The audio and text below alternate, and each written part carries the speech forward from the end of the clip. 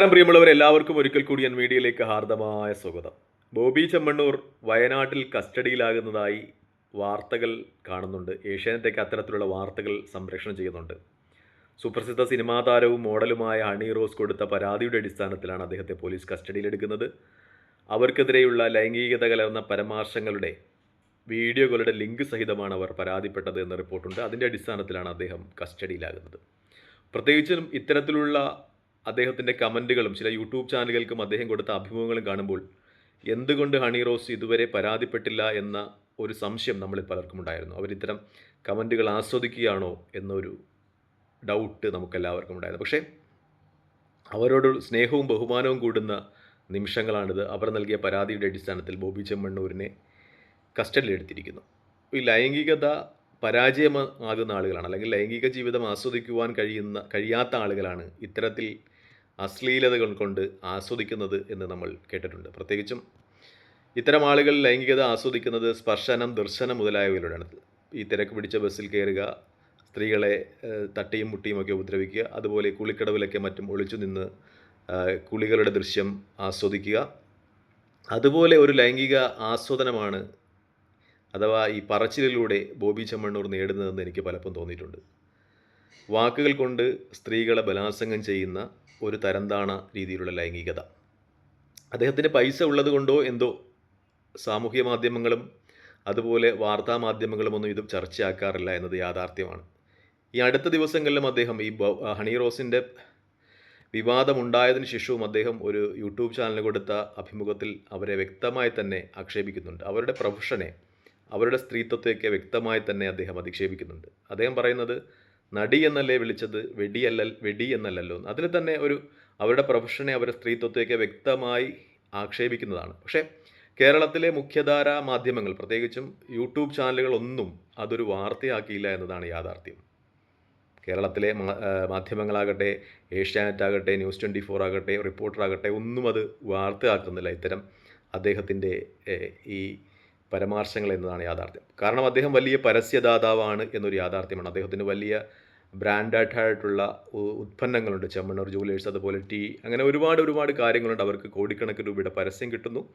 ഒരുപക്ഷെ ബോബി ചെമ്മണ്ണൂരിനെ പിണക്കിയാൽ ഇത്തരം പരസ്യങ്ങൾ നഷ്ടമാകുമോ എന്ന ഒരു പേടി അവർക്കുണ്ട്. അതുകൊണ്ട് തന്നെ അവർ ഇത്തരം കാര്യങ്ങളൊന്നും ചർച്ച ചെയ്യുന്നില്ല. ഇന്ന് തന്നെ ഇതുമായി ബന്ധപ്പെട്ട് കേരളത്തിലെ പ്രമുഖമായ ന്യൂസ് 24 എന്ന് പറയുന്ന ചാനൽ ശ്രീകണ്ഠൻ നായർ ബോബി ചെമ്മണ്ണൂരിനെ വിളിക്കുമ്പോൾ അദ്ദേഹത്തിൻ്റെ ബോബി ചെമ്മണ്ണൂരിനുള്ള വിധേയത്വം വളരെ ദൃശ്യമാണ്. അദ്ദേഹം താണ് വണങ്ങി കാലിൽ വീണില്ലെന്നേ ഉള്ളൂ. അത്രമേൽ ബഹുമാനത്തോടു കൂടിയാണ് അദ്ദേഹം ഈ ശ്രീകണ്ഠൻ നായർ ബോബി ചെമ്മണ്ണൂരിനോട് സംസാരിക്കുന്നത്. ഇത്ര റെസ്പെക്റ്റൊന്നും ഒരുപക്ഷെ രാഷ്ട്രീയക്കാർക്കോ സിനിമാക്കാർക്കോ കിട്ടി എന്ന് വരില്ല. കാരണം അവരെയൊക്കെ പച്ചയായിട്ടാണ് ആക്രമിക്കുന്നത് ഈ ഇങ്ങനെയുള്ള പ്രശ്നങ്ങൾ വരുമ്പോൾ. നമുക്കറിയാവുന്നതാണ്, ഉമ്മൻചാണ്ടിയുടെ കാലത്ത് അദ്ദേഹത്തിനെതിരെ ഇങ്ങനെ തെളിയിക്കപ്പെടാതെ, യാതൊരു തെളിവുകളുമില്ലാതെ വെറും കള്ളമായ ഒരു ആരോപണമുണ്ടായിരുന്നു സരിതയുടേത്. അന്ന് ഈ കേരളത്തിലെ മുഖ്യധാരാ മാധ്യമങ്ങളൊക്കെ അദ്ദേഹത്തിൻ്റെ സരിതയുമായിട്ടുള്ള വീഡിയോ തിരഞ്ഞ് തമിഴ്നാട്ടിൽ പോയതാണ്, മണിക്കൂറുകളോളം ലൈവ് കൊടുത്തതാണ്, അദ്ദേഹത്തെ വളരെ പച്ചയായി അപമാനിച്ചതാണ്. പക്ഷേ ബോബി ചെമ്മണ്ണൂരിനെ പോലെ ആളുകൾ ഇത്തരം ആരോപണങ്ങൾ, അല്ലെങ്കിൽ ഇത്ര പച്ചയായ ലൈംഗികത വാരി വിതറുമ്പോഴും അവർക്കെതിരെ ശബ്ദിക്കുവാൻ കേരളത്തിലെ പ്രമുഖ മാധ്യമങ്ങൾ തയ്യാറാകുന്നില്ല എന്നത് പണമുള്ളവൻ എന്തും ചെയ്യാമെന്നതിൻ്റെ ഉത്തമ ഉദാഹരണമാണ്. കുറച്ച് നാളുകൾക്ക് മുമ്പ് തിരുവനന്തപുരത്ത് ഒരു പെൺകുട്ടി, വളരെ ചെറിയ പെൺകുട്ടി, അദ്ദേഹത്തിൻ്റെ മകളുടെ മാത്രം പ്രായമുള്ള പെൺകുട്ടി, ചെമ്മണ്ണൂർ എന്ന പേരുള്ള അദ്ദേഹത്തിൻ്റെ ഒരു ജുവലറിൽ കയറിയിട്ട് അവിടെ കളക്ഷനൊന്നും ഇല്ല എന്ന രീതിയിൽ ഒരു വീഡിയോ ചെയ്തിരുന്നു. ചെമ്മണ്ണൂർ, ഇത്ര കേൾവി കേട്ട ബോബി ചെമ്മണ്ണൂരിൻ്റെ ജുവലറിയിൽ പോയിട്ട് താൻ ആഗ്രഹിച്ച കളക്ഷനൊന്നും ഇല്ലല്ലോ എന്ന രീതിയിൽ ഒരു പെൺകുട്ടി ഒരു വീഡിയോ ചെയ്തിരുന്നു. അതിന് അദ്ദേഹം വളരെ അശ്ലീലത കലർന്ന ഒരു കമൻ്റാണ് മറുപടിയായിട്ടത്. അദ്ദേഹം പറഞ്ഞത് ബോബി ചെമ്മണ്ണൂരിൻ്റെ സാധനമൊന്ന് ഇട്ട് നോക്കൂ എന്നാണ് പറഞ്ഞത്. പക്ഷേ എന്തുകൊണ്ടോ ആ പെൺകുട്ടി വൈറലാകാനുള്ള അവസരം കിട്ടിയത് കൊണ്ടാണോ എന്തോ ആ പെൺകുട്ടി അതിനെതിരെ പരാതിയൊന്നും പറഞ്ഞില്ല. മിക്കപ്പോഴും യൂട്യൂബ് ചാനലിൽ അദ്ദേഹത്തെ അഭിമുഖം ചെയ്യുന്ന പെൺകുട്ടികൾ പോലും ഇത്തരം കമൻറ്റുകൾ ആസ്വദിക്കുന്നതും ചിരിക്കുന്നതുമൊക്കെ ഞാൻ കണ്ടിട്ടുണ്ട്.